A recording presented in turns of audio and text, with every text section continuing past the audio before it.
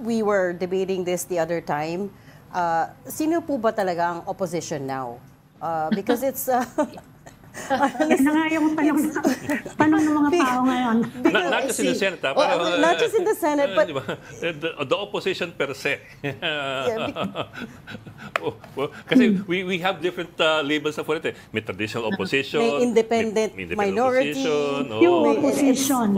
May spiritual opposition. So where is the Liberal Party in all of this? I wouldn't say naman kami spiritual opposition.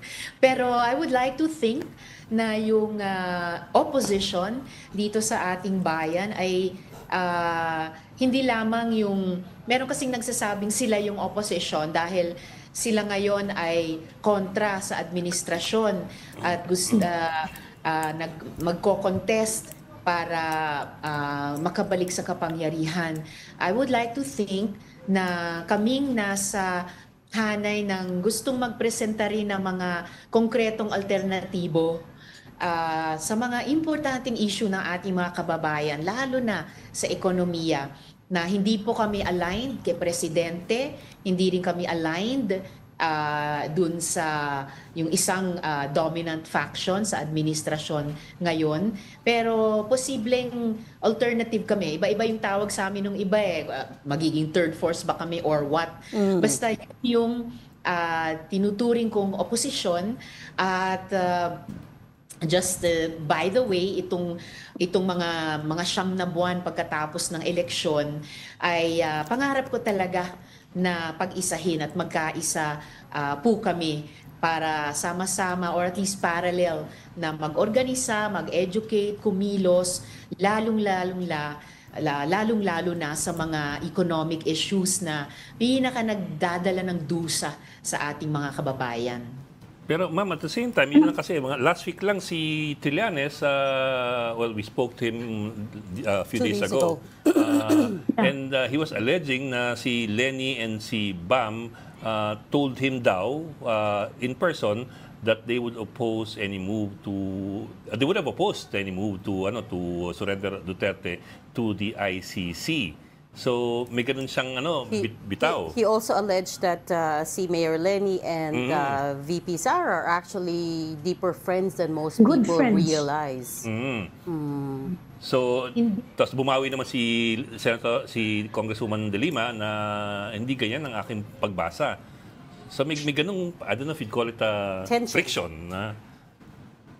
Hindi ko alam kung magkakaibigan sila. At wala rin akong narinig kina Mayor Lenny o Senator Bam na ganung pananaw nila sa isyung nabanggit. Basta ako on that issue of the ICC, tulad ng marami nating kababayan, ina-anticipate ko yung unang hearing sa susunod na buwan, lalong-lalo na para sa mga balo at mga ulila ng extrajudicial killings. Okay. But Senator, can I have you react to former Senator Sonny Trillanes saying that you're the best candidate for 2028 against Vice President Sara Duterte because we live in a world where evil forces are at play, and sabi niya, you're the only one who stood firm all this time. So he says it's not Mayor Lenny, it's gonna have to be you. Can I have you react to that? Mag-uusap pa ang oposisyon. Nagpapasalamat ako kay former Senator Sonny Trillanes sa kanyang affirmation. And at the same time, yun na nga po, itong siyam na buwan, priority ko makaambag sa pagkakaisa sa oposisyon or some forces within what I call the opposition would call themselves reformist or independent, kung anuman. Pagkakaisa po naming lahat. Boss, we have 1 hour before grind time. Bayan, sa ML Party List, sa Kiko Bam, sa mga mayors natin, kasama si Mayor Lenny at iba pa. Pagkaisahin para sama-samang kumilos, lalo na sa mga economic issues, at patuloy na magtrabaho at manindigan para sa ating mga kababayan, papunta at lampas pa nga sa 2028. So kailangan pa naming mag-usap at magkaisa paano kami pinaka malakas at ginawa matagumpay makakakilos sa 2028. Okay, but let me ask you straight, if it came down to it, would you be interested?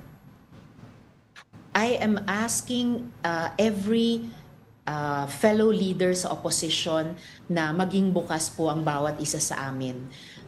Kasi kailangan naming magbuo ng pinakamalakas na slate na posible, na pinakamalakas na kandidato sa bawat posisyon sana ay maging handa para pwede naming ialok ang aming plataforma, lalo na para sa mga economic issues at pagdating sa mga eleksyon sa mga susunod na dekada, ay pwede rin kami mag-alok ng best offer sa ating mga kababayan at sa ating mga botante. So, I'm asking each one of us to remain open.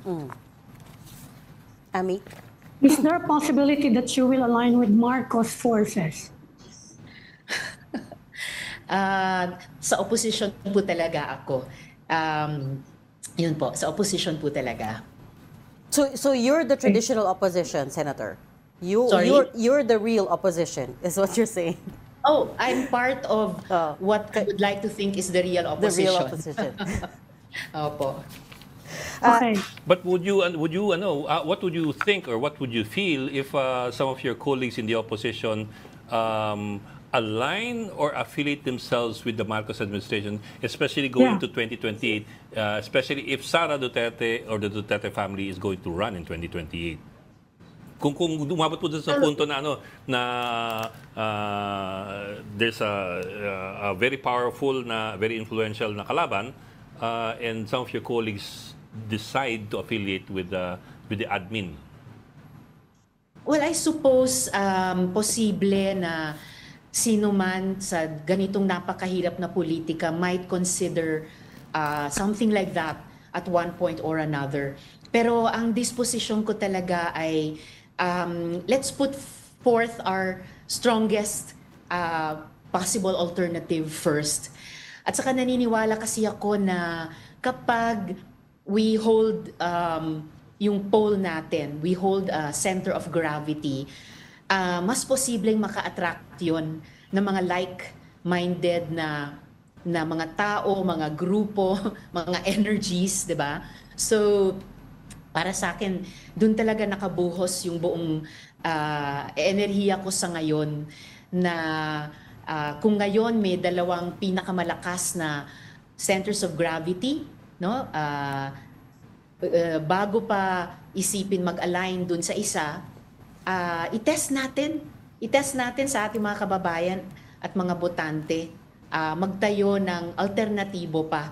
Dahil malay natin, out there ay may mas marami pang mga tao at grupo na naghahanap lang ng alternatibo na makakasama. At kung mayroong espasyo, no, parang sa physics, ay pwedeng pumasok doon yung mga like-minded spirits, yung mga fellow travelers. So, doon ako excited na magtrabaho ngayon. Like-minded spirits. Yes. Senator, what's with the... Spiritual opposition. Hindi nga sila spiritual opposition. But what's with the timeline, Senator Risa? 9 months. You keep coming back to the 9 months after election. Ano pong significance Sorry. doon? Ewan ko ba, I don't know, baka naman sa pagbubuntis. Parang pregnancy, no? Kaya parang nanganak na. Parang pregnancy. Parang pregnancy. Naisip ko lang after May. Sige, a certain number of months, nasabi ko lang minsan. So it's just a working timetable ba na magbuntis, manganak pagkatapos ng mga siyang buwan. Could be less, probably Di tama nga, parang pregnancy. Oo. Baka malay natin, baka makapanganak ng isang broader, stronger coalition, unity, na magiging kapakipakinabang sa ating mga kababayan, lalo na sa mga economic issues at mas magkaroon ng na mag-alok ng alternatibo pagdating sa 2028 and beyond.